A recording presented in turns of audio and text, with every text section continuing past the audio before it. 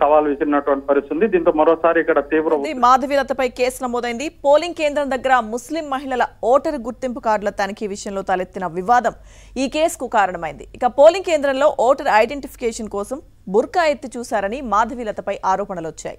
దానితో ఆమెపై మలక్పేట్ పోలీస్ స్టేషన్లో కేసు నమోదు చేశారు. సెక్షన్ 171C, 186, 505, 1C అలాగే దాని కింద ఎఫ్ఐఆర్ నమోదు చేశారు.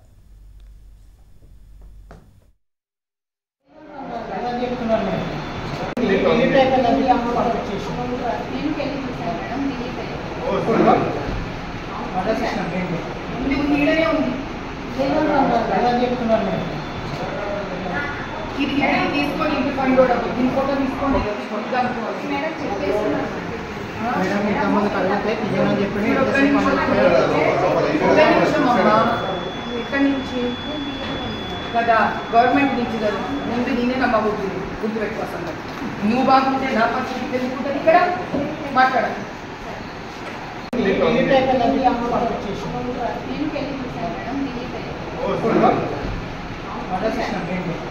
నీడనే ఉంది ఇది తీసుకొని ఇంటి ఫండ్ కూడా దీని ఫోటో తీసుకోండి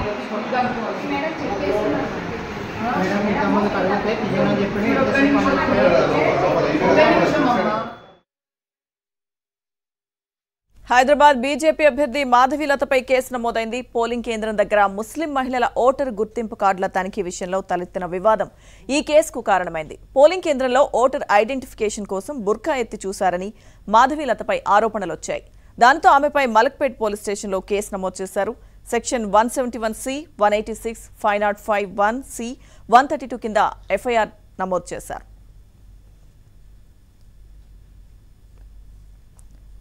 ఇదే అంశానికి సంబంధించిన పూర్తి సమాచారం మా క్రైమ్ బ్యూరో చీఫ్ వెంకట్ అందిస్తారు. వెంకట్ చెప్పండి, బీజేపీ అభ్యర్థి మాధవీలతపై కేసు నమోదైనట్టుగా తెలుస్తోంది. మలక్పేట్ పోలీస్ స్టేషన్ లో అప్డేట్స్ ఏంటి?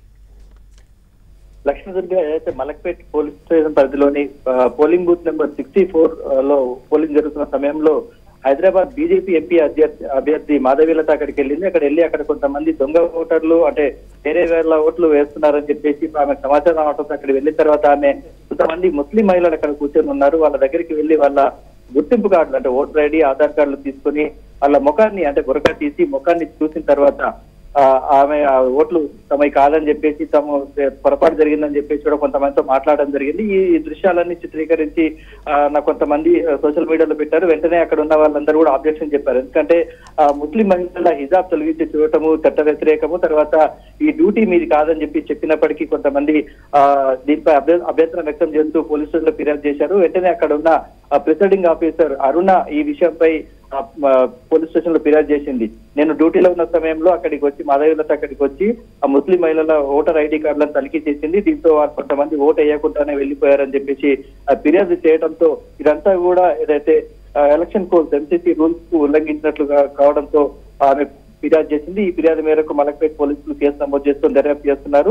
అయితే అక్కడ నమోదైన సీసీటీవీ దృశ్యాలు కావచ్చు, తర్వాత మొబైల్లో సర్క్యులేట్ అవుతున్న దృశ్యాలు కావచ్చు, అసలు ఏం జరిగింది, అక్కడ ఎందుకు మాధవీలత అక్కడికి ఎందుకు వెళ్లాల్సి వచ్చిందన్న పూర్తి వివరాలు తీసుకొని అయితే పోలీసులు కూడా దర్యాప్తు చేస్తున్నారు. ఈ విషయంపై హైదరాబాద్ కలెక్టర్ కూడా అక్కడికి వెళ్లి ప్రత్యేకంగా ఈ విషయంపై ఆరా తీసేందుకు కూడా వెళ్తున్నాడు. అయితే కేవలం ఇక్కడ చాలా మంది కూడా నకిలీ ఓట్లు అంటే ఒకరి ఓటును మరొకరు వేస్తున్నారన్న సమాచారం మేరకే మాధవీలత అక్కడికి వెళ్ళిందని చెప్పేసి కూడా కొంతమంది చెప్తున్నారు. అసలు ఈ కేసులో పోలీసుల దర్యాప్తు ఎలా ఉంటుంది, ఒకవేళ దర్యాప్తులో కనుక ఎలాంటి నిజాలు బయటకు వస్తాయన్నది అయితే మరికొద్ది సేపట్లో తెలుస్తుంది. Lakshmi Durga. Right, thank you Venkat.